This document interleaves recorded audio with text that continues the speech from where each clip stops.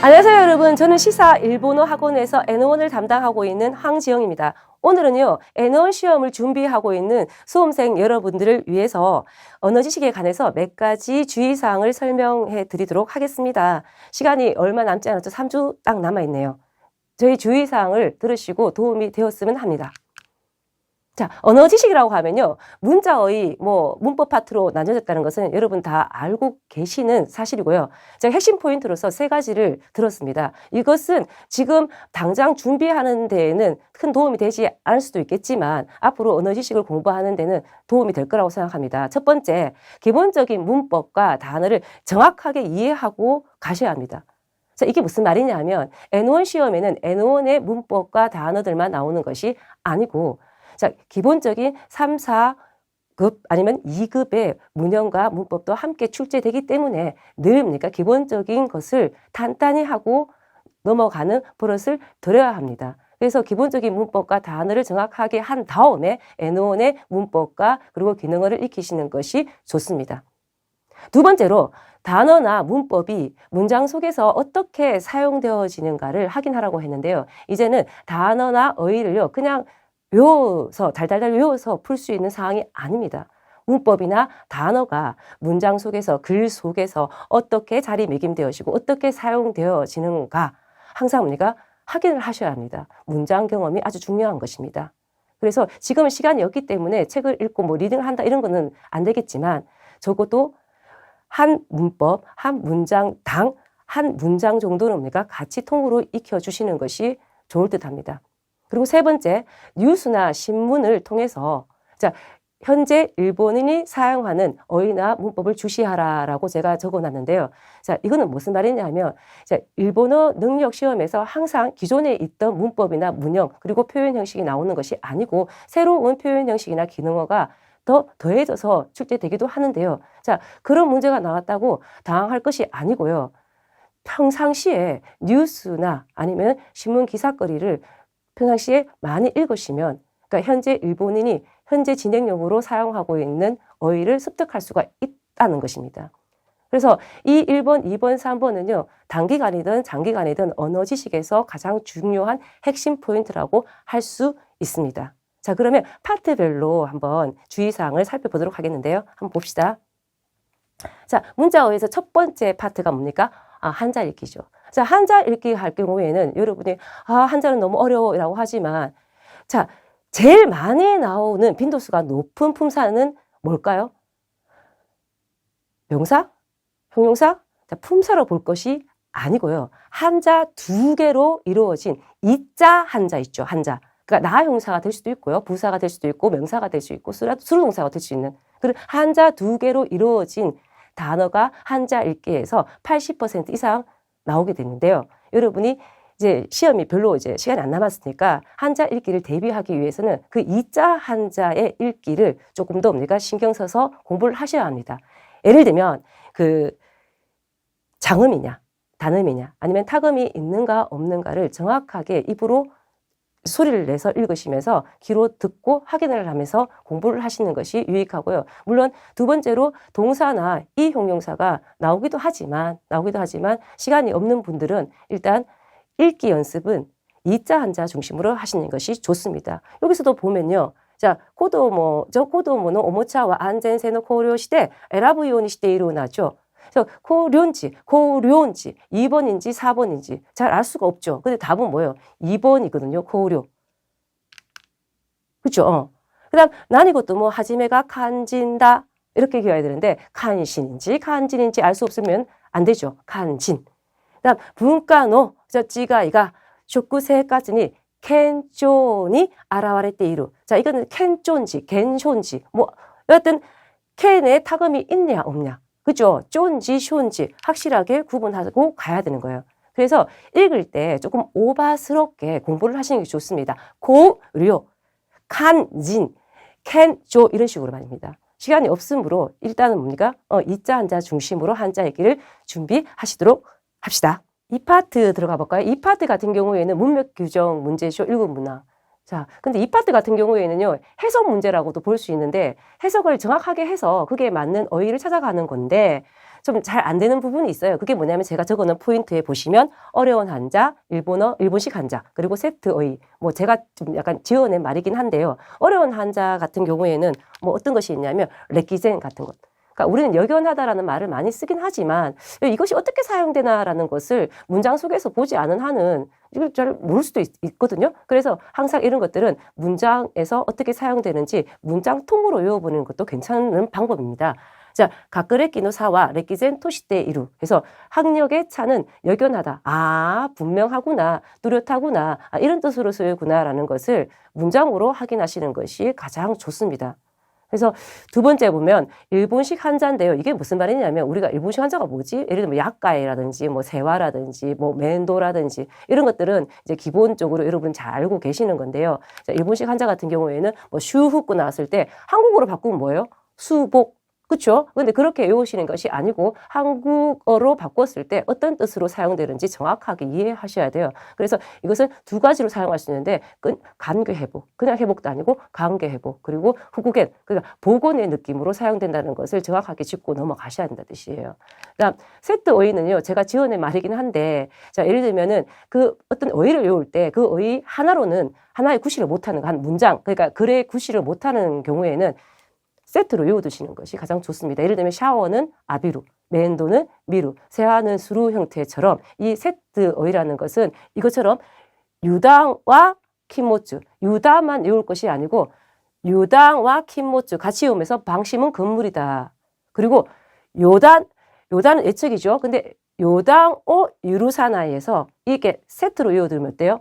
나중에 갈로 넣을 때 유리해진다는 겁니다. 그래서 그리고 또 어차피 우리가 스피킹을 할 때 이것이 없으면 도저히 사용할 수가 없습니다. 그래서 외울 때 아예 세트로 외우고 일본식 한자는 정확하게 한글 뜻을 알아두셔야 되고 어려운 한자는 어디서 사용되는지 문장 확인이 꼭 필수입니다. 자, 예를 들면 이런 거죠. 기무라상 또 교츠노 시우미가 아르노데 이츠모 카이와가 나오는데 이 같은 경우는 세트 동사로 생각하시면 되거든요. 세트의. 그 뭐냐면 카이아가 하나시가 하즈무라는 것이 있습니다.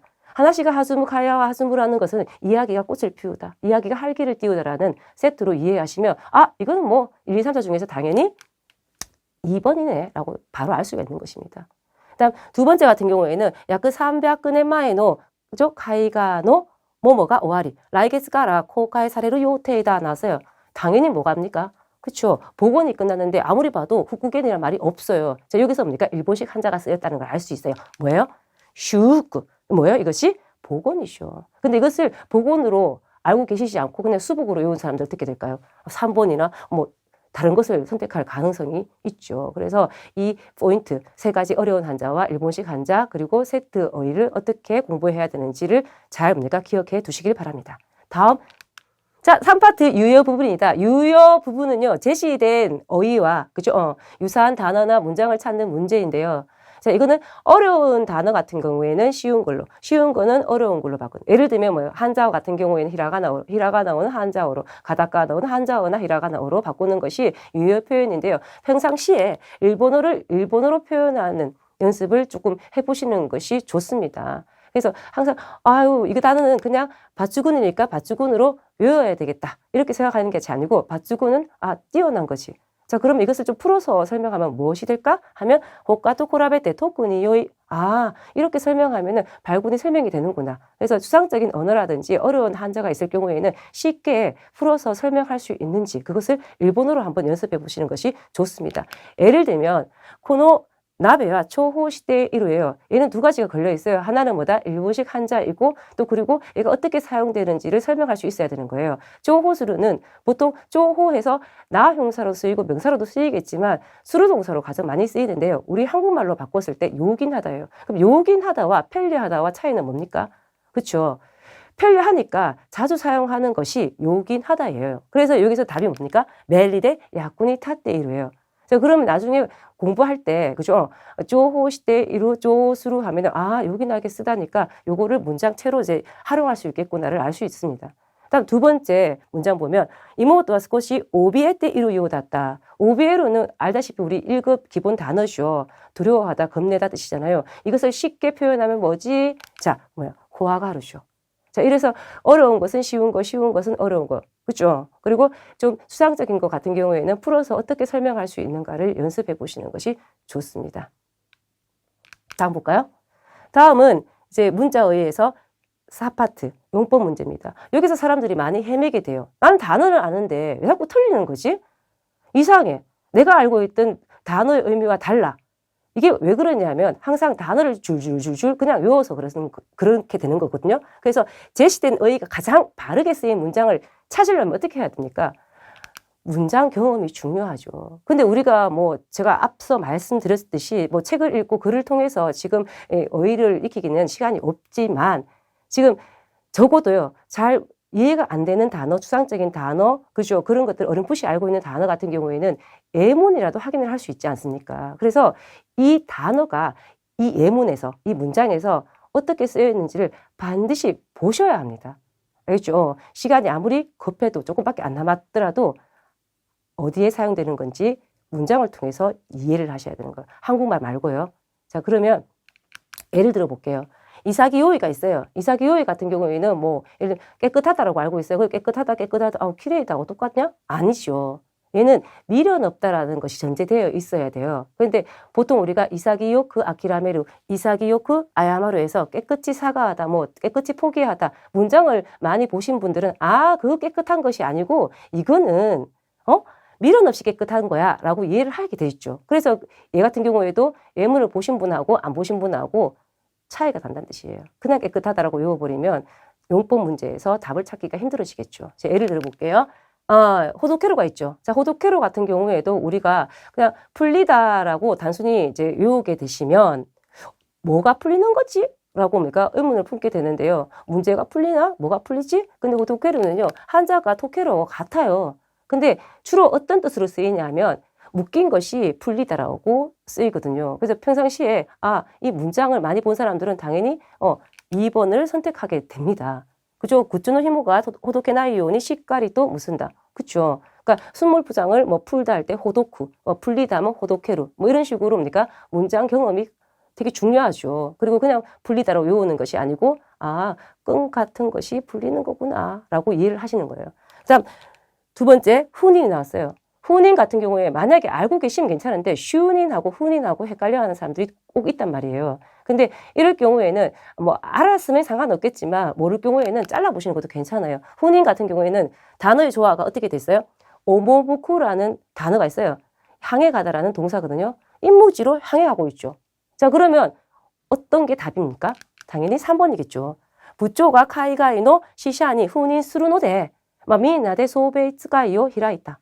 당연히입니까? 3번인데 4번으로 체크하는 사람들은 아마 취임하고 헷갈릴 수도 있을 것 같아요. 사장에 취임하다. 샤조니 슈닌스루 코도가発表された. 그렇죠? 그럴 경우에는 한자를 한번 잘라보시는 것도 요령입니다. 근데 가장 좋은 방법은요. 그 단어가 어디에 쓰이는지 예문 정도는 확인하고 넘어가셔야지만 좋은 점수를 얻을 수 있고요. 용법 문제에서 당혹스럽지 않습니다. 5파트로 넘어갈까요? 5파트부터는 뭔가 문법 부분이죠. 문법 형식 판단으로 뭐 갈로 넣기인데요. 자, 여기서는요. 보통 문법이 나올 것만 같은데 문법뿐만 아니라 그죠?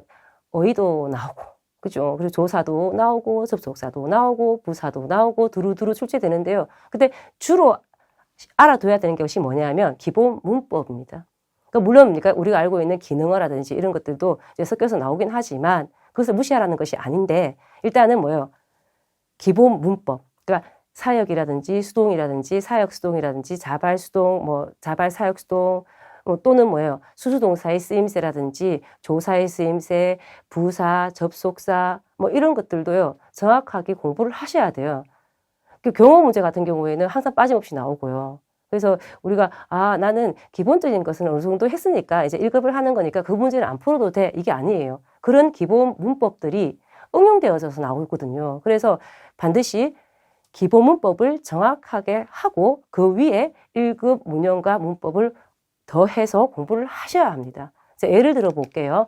예를 들어 보면 이 문장 같은 경우에도요. 사실 1급 문형이 아니에요. 그냥 3, 4급의 학생들도 풀 수 있는 문제거든요. 근데 이것이 해석이 잘 되지 않는 사람들은요. 아니면 되게 덜렁덜렁 되면서 이제 푸는 사람들은 1번과 3번에서 고심을 하다가 조금 더 긴 3번이 답이겠지 하고 자기 마음대로 뭡니까? 3번을 해버리는데 사실은 1번이 답이거든요. 이제 뭐예요? 문장 해석을 정확히 하라는 뜻이에요. 그러니까 지츠와 하지메까라 우주 히코시니 나루 그러니까 소우자 나인데스라서요. 뒤에까지 안 읽더라도 소우자 나인데스까지는 확인을 하셔야 되는 거예요. 왜? 실은요. 처음부터 우주 비행사가 될 생각이었냐고 하면 주머니 다 닦아도 이것도 그렇지 않습니다라는 거예요. 왜냐하면 날 갖고 됐다라 이신이 나로 또 못돼 이마시다까라. 그렇죠? 근데 말로 봤을 때 그냥 그죠? 표현으로 봤을 때 주머니자 나까따 노까떼 이아랬다라 라는 말을 써도 여기까지는 성립이 된단 말이에요. 그렇죠? 그러니까 우주 비행사가 될 생각이 아니었냐고 한다면 근데 뭐하고 안 어울립니까? 소자 나이데스가 아니고 소데스가 나와야 되죠. 근데 그런 것을 확인하지 않고 일단 말이 되는 것을 체크해 나가시면 안 된다는 거예요. 오히려 기본 그죠? 문법을 묻는 기본 문장 해석을 묻는 것들 경우에는 오히려 침착하게 해석을 해 나가셔야 합니다. 그리고 또 문형 문제가 안 나오는 것도 아니에요. 문형 문제 같은 경우에는 1급에 뭡니까? 오 요소의 형태, 뭐뭇을 아랑곳하지 않고, 뭐뭇을 개의치 않고, 왜 뭐 이런 것들도 나오기도 합니다. 이런 것은 여러분이 손쉽게 풀 수 있는 것이죠. 그냥 외우기만 하면 되는 거니까 뉘앙스 좀 알고 앞의 사항을 무시하거나 아니면 상관하지 않고, 그죠? 아니면 뭐 관계하지 않고, 뭐 이런 느낌의 오 요소이죠. 자, 근데 또 보세요. 그 다음 문제 같은 경우에는 보기에는 이게 무슨 문제지? 접속사 문제인가? 그래요. 접속사 문제예요. 근데 답은 못도모거든요. 근데 못도모라는 이 아이가요. 세 가지 품사를 가져요. 그러니까 부사적 의미에서는 가장 무엇보다도라는 느낌도 있고요. 두 번째 뜻으로는요. 형용사의 느낌으로 지당함. 그죠? 그런 느낌도 있고. 세 번째는 접속사 느낌으로 다만 그렇다고는 하나라는 뜻이에요. 그래서 우리가 이 못도모가 쉬운 단어이긴 하지만 첫 번째, 두 번째 뜻으로는 이 문제를 풀 수가 없죠. 그래서 접속사의 의미인 그죠? 역접의 느낌 다만 그렇다고는 하나를 아셔야지 3번으로 갈 수 있다는 뜻입니다. 그냥 대충 보고 뭡니까? 이걸 할까 저걸 할까가 아니란 뜻이에요. 그래서 이 5파트는 단순히 문법 문제라고 생각하지 말고, 그죠? 평상시에 문장을 읽으면서 얘가 어떻게 쓰였는지, 왜 쓰였는지를 확인하고 지나가는 버릇을 들이면 5파트는 조금 시간은 걸리되, 그죠?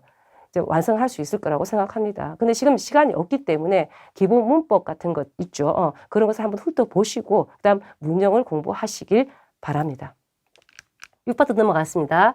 6파트는 문장 완성, 5문항으로 구성되어 있죠. 문장을 완성시키는 거예요. 문맥 해석에 맞게 문장을 나열해 가는 건데 다른 말로 우리는 호시노 문제라고 하기도 하죠. 호시노 몬다이. 자, 그래서 요 같은 경우에는요. 집중이 잘 안 될 경우에는 여러분이 계속 읽던 자리를 또 읽고 그러지 마시고요. 선택지에다가 직접적으로 한국어 해석을 달아버리세요. 달고 난 뒤에 어떻게 한다? 그 앞뒤 문장을 연결해 보는 것이 좋고요.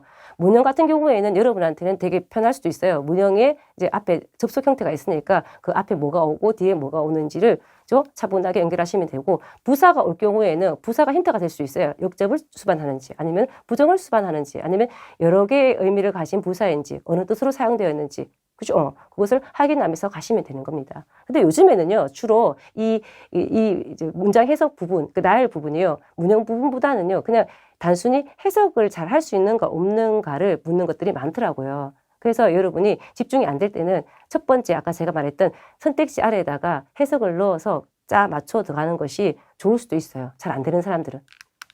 예를 들면요. 칼리 쇼군이 났다라 다또에 부가노 시빠이모 히키 우케르 도유 그라이도 가꾸고가 났고때야 나라나 이랬어요. 자, 그러면 여기서는 타또에가 저 선두에 서 있죠. 타또에는 부사고요. 얘 같은 경우에는 설령이란 뜻으로 이 역접을 수반하는 부사거든요. 그럼 여기서 역접을 한번 봐야 돼요. 역접이 있나? 하는 게 2번이 있는 거예요. 그럼 2번이 뒤에 뭐가 따라 나오겠죠. 설령 뭐뭐라 하더라도, 뭐 하더라도 뭐 이런 거 주겠죠. 그러면 1번은 토시대가 있어요. 토시대 같은 경우에는 우리는 명사를 수반해서 뭐뭐로서 자격 입장 종류의 뭐뭐로서로 알고 있단 말이에요. 근데 그때는 명사와 토시대가 바로 붙어 있었죠. 근데 앞에 뭐가 있습니까? 다가 있지. 이것이 포인트입니다. 자, 토시대는 뜻이 두 가지가 있어요. 뭐뭐로서도 있지만 뭐뭐라고 판단하고 뭐뭐라고 생각하고 앞에 전제를 두고 뭐뭐라고 생각하고 라는 뜻이 있는데, 그때는 모든 품사가 올 수 있고요. 그때는 보통체로 받습니다. 물론 나형사 명사는요, 때에 따라서 다를 생략해도 되지만, 운 좋게 여기는 뭐예요? 다가 있죠. 그렇다면 뭐뭐로서가 아니고 얘는 뭐예요? 뭐뭐라고 판단하고, 그죠? 뭐뭐라고 생각하고 되는 거예요. 그러면 일단 얘는 뭐뭐라고 생각하고, 그리고 2번은 뭐뭐가 아니더라도, 뭐뭐가 없더라도, 그 다음 3번은 자신에게는 책임이죠. 그 다음 4번은 자신의 책임이에요. 자, 그럼 문장 나열이 쉬워지죠. 설령 3번, 그죠? 지분이와責任가 나그 때문이죠. 자신에게는 책임이 없더라도, 그죠? 어떻게 하라고요? 지분노責任나 도시대. 원래는 뭐요? 지분노責任도시대에도 상관은 없어요. 근데 여기서는 뭡니까? 붙여놨죠. 자신의 책임이라고 생각하고 이렇게 되는 거예요. 부가노 시빠이모 히키에크를 도이유 구라이노 가쿠코가 나고 떼어나라나 이렇게 이어지는 거예요. 그래서 그러니까 집중이 안 된다고 내가 똑같은 거 또 읽고 똑같은 거 읽지 말고요. 바로바로 찾으시고 빨리 부사 같은 거 있으면 부사를 찾으시고 그리고 여기서 토시대 같은 문형이 있으면 빨리 뭔가 점검하셔서 어떤 뜻으로 쓰였는지 빨리 체크를 하시기 바랍니다. 다음 두 번째 문장 보세요. 요노나카네와 사마자마나 시카쿠가 아우레때 이루가 시카쿠 토따 나왔어요. 그리고 세케가 아마쿠나이라시. 그러니까 뭐 세상은 만만하지 않는 것 같다가 나왔어요. 근데 이거 다케는 뭐뭐만.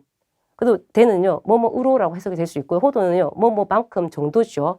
그 다음 4번 같은 경우는 기본노 쇼군이 쯔게루예요. 근데 쯔게루가 뜻이 뭘까라고 생각하는 사람들이 많을 수 있는데 쯔꾸의 가능형이고요. 지금 쯔꾸라는 것은 다스사와루와 같은 종사하다라는 뜻이에요. 그러면 여기서 쇼군이 쯔게루는 뭐예요? 그러면 어떤 일에 종사하는 거겠죠. 종사할 수 있는 거란 거죠. 그럼 어때요? 아, 자격을 딴 것만으로 이 말이겠죠. 토따 다케데 뭐 할 정도로 기본노 쇼군이 쯔게루 호드 그만큼 말이에요. 그러니까 원하는 직장을 에서 종사할 수 있을 만큼 세상은 만만치 않다 뜻이에요. 그래서 얘 같은 경우에도 사실 뭐 문형이 그렇게 있는 것도 아니에요. 쯔게루를 아는 것도 중요하고요. 뭐 형식 명사 다케와 호도가 어떻게 위치되어지는가를 잘 보시면 금방 풀 수가 있죠.